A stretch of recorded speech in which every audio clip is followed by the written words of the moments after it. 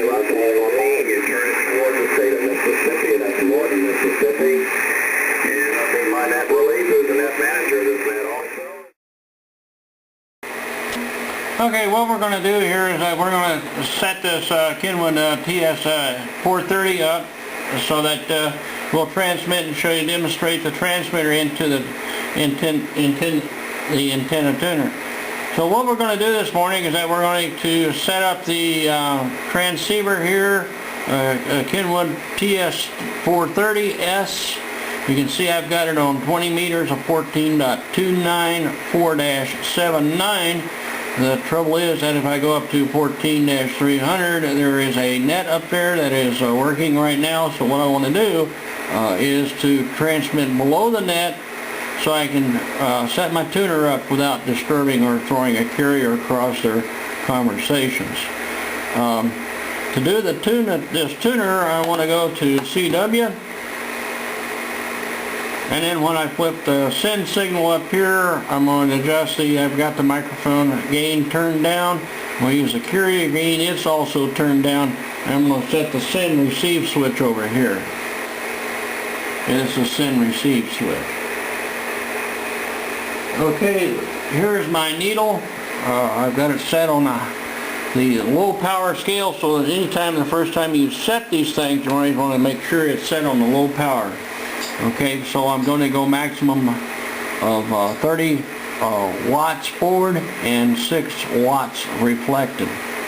So I'm going to put a little power into this string, into the antenna tuner.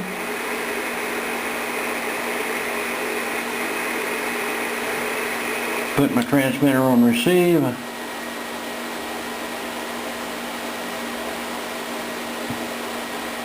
And you can see, as you can see, the needle go up.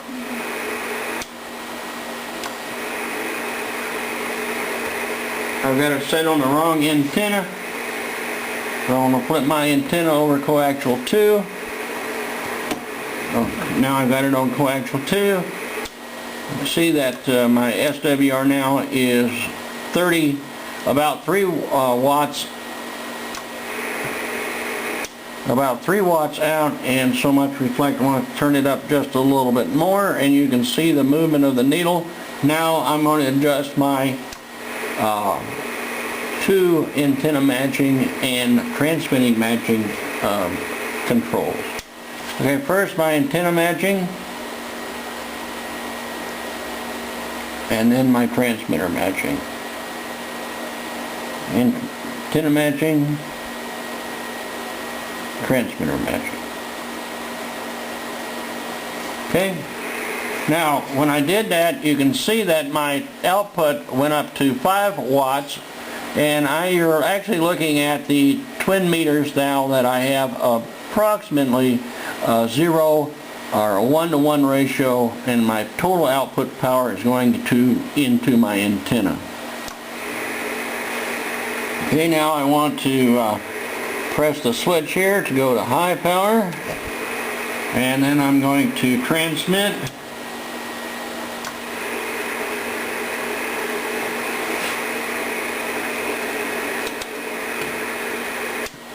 I guess I was on high power to start with, and I want to bring it up to 100 watts. I don't want to go over 100 watts. Matter of fact, I would like to comfortably run this transceiver at about 80 watts out. If I run it over 100, it's going to put a strain on the finals. I don't want to do that. And also the power supply. So I would run a transceiver in this vintage about 80 to 90 watts. So what I want to do is to bring that back down to about right there, which is just a notch below 100 watts out. Okay, just a notch below 100 watts out. That saves on your equipment, and that's what the antenna tuner is for. The antenna tuner is a very, very important piece of equipment between the transmitter, the transceiver, and the antenna. MFJ makes a very good product. This is a MFJ941E. It goes from 30 watts to 300 watts.